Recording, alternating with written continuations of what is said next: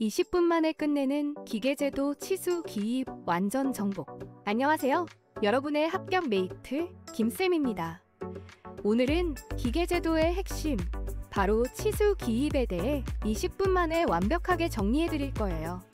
복잡하고 어렵게 느껴졌던 치수 기입, 김쌤과 함께라면 아주 쉽고 재미있게 마스터할 수 있습니다. 마치 숨겨진 보물지도를 발견하는 것처럼 치수 기입의 모든 것을 파헤쳐 볼 준비되셨나요? 자, 그럼 힘차게 출발해 볼까요? 자, 여러분, 혹시 주변을 둘러보신 적 있으신가요? 우리가 매일 사용하는 스마트폰, 자동차, 심지어 우리가 앉아있는 의자까지 이 모든 것들은 정교한 설계 도면을 바탕으로 만들어졌다는 사실 알고 계셨나요? 그리고 그 설계 도면의 핵심은 바로 치수입니다. 치수란 제품의 크기, 길이, 위치 등을 정확하게 나타내는 정보인데요. 치수 기입은 이러한 정보를 도면에 표현하는 기술을 의미합니다. 마치 건축 설계도가 건물을 짓는 데 필수적인 것처럼 기계 설계 도면에서 치수 기입은 제품을 제작하는 데 있어서 절대적으로 중요한 요소입니다. 자, 그럼 본격적으로 치수 기입의 세계로 들어가 볼까요? 먼저 치수 기입의 세 요소 잊지 마세요. 바로 치수 보조선, 치수선, 지시선입니다. 치수 보조선은 치수를 표시하고자 하는 대상으로부터 연장되어 치수선을 보조하는 선입니다. 마치 친구처럼 치수선을 옆에서 도와주는 역할을 하죠. 치수선은 양 끝에 화살표를 가지고 있으며 그 위에 치수값을 표시하는 선입니다. 마치 주인공처럼 치수값을 도면에 알려주는 역할을 담당합니다. 마지막으로 지시선은 화살표와 함께 부품 번호, 가공 방법 등의 추가 정보를 알려주는 선입니다. 마치 내비게이션처럼 정확한 정보를 전달해줍니다. 다음은 치수 보조 기호. 이건 정말 중요합니다. 마치 수학 공식처럼 기계 제도에서 약속된 기호들이에요. 지름은 파이에 기호를 사용하고 반지름은 R, 구는 SR, 정사각형은 못따기는 C, 두께는 T, 원호의 길이는 숫자 위에 아용합니다. 이 기호들은 시험에 정말 자주 나오니 반드시 암기해야 합니다. 특히 못따기 C는 날카로운 부분을 안전하게 처리하는 데 사용되기 때문에 일상생활에서도 많이 볼 수 있어요. 예를 들어 스마트폰 모서리나 테이블 모서리처럼 뾰족한 부분을 둥글게 처리한 곳을 보면 아, 저게 바로 C구나 하고 생각하시면 됩니다. 그리고 참고 치수는 괄호 안에 표시한다는 거 잊지 마세요. 마치 이건 참고용이야 라고 말하는 것 같죠? 이론적으로 정확한 치수는 네모박스 안에 숫자와 함께 표시합니다. 길이 치수는 밀리미터 단위를 사용하고 단위 기호를 생략하는 것도 중요합니다. 숫자만 딱 써주시면 됩니다. 마치 우리가 밥 먹을 때 답 1공기라고 안 하고 답 1이라고 하는 것처럼 기계 제도에서도 약속된 규칙을 지켜야 합니다. 자, 이제 치수 기입의 원칙을 알아볼까요? 이건 마치 운전면허 시험처럼 꼭 지켜야 하는 규칙들입니다. 첫째, 대상물의 기능, 제작, 조립 등을 고려하여 명확하게 치수를 기입해야 합니다. 예를 들어 컵을 설계한다고 생각해보세요. 입구 지름이나 높이가 조금만 잘못돼도 컵으로 사용할 수 없겠죠? 둘째, 치수는 최대한 명확하게 나타내야 합니다. 헷갈리게 그리면 안 돼요.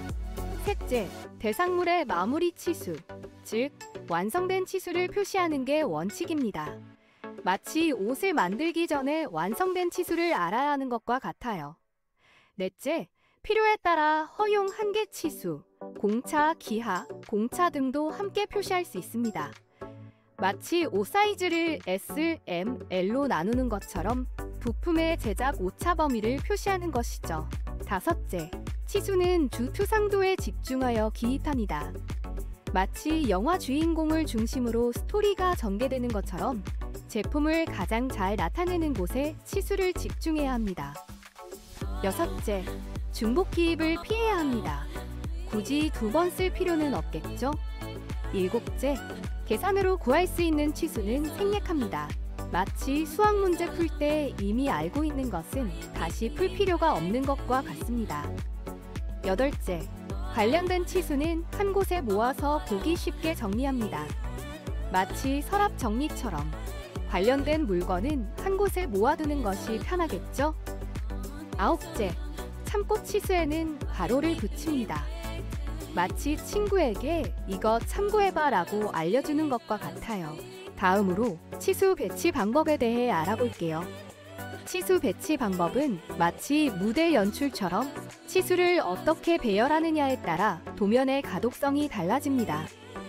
직렬 치수 기입은 마치 기차가 일렬로 늘어선 것처럼 치수를 쭉 나열하는 방법입니다.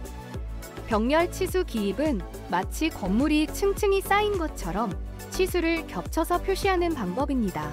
누진 치수 기입은 마치 달리기 출발선에서 거리를 표시하는 것처럼 기준점을 기준으로 누적된 거리를 표시합니다. 그리고 좌표 치수 기입은 마치 지도에서 좌표를 찍는 것처럼 X, Y 좌표를 사용해서 치수를 나타냅니다.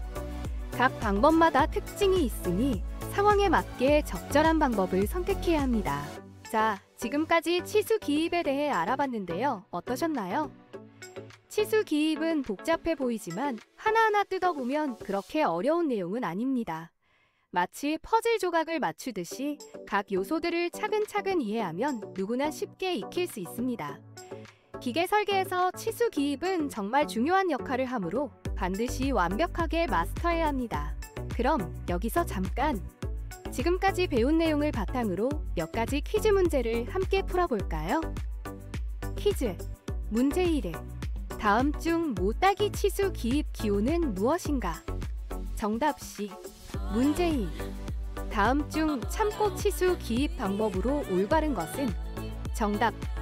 괄호 안에 숫자를 표기. 문제 3. 다음 중 직렬 치수 기입 방법에 대한 설명으로 옳은 것은? 정답을. 치수를 일렬로 쭉 나열하는 방식. 자, 어떠세요? 기출문제를 풀어보니 확실히 개념이 정리되는 느낌이 드시죠? 오늘 강의 내용을 잘 복습하신다면 어떤 문제가 나와도 당황하지 않고 풀 수 있을 거예요. 치수 기입은 마치 기계 설계 기본. 이 부분만 제대로 이해해도 기계 제도에 대한 자신감이 확 올라갈 거예요. 자, 오늘 20분 동안 정말 알찬 시간을 보냈습니다. 여러분 모두 치수 기입의 달인이 되셨길 바라며 다음 시간에는 더욱 흥미로운 주제로 돌아오겠습니다. 궁금한 점이나 건의사항은 언제든지 댓글로 남겨주세요. 여러분의 합격을 진심으로 응원합니다. 그럼 다음 시간에 만나요. 안녕!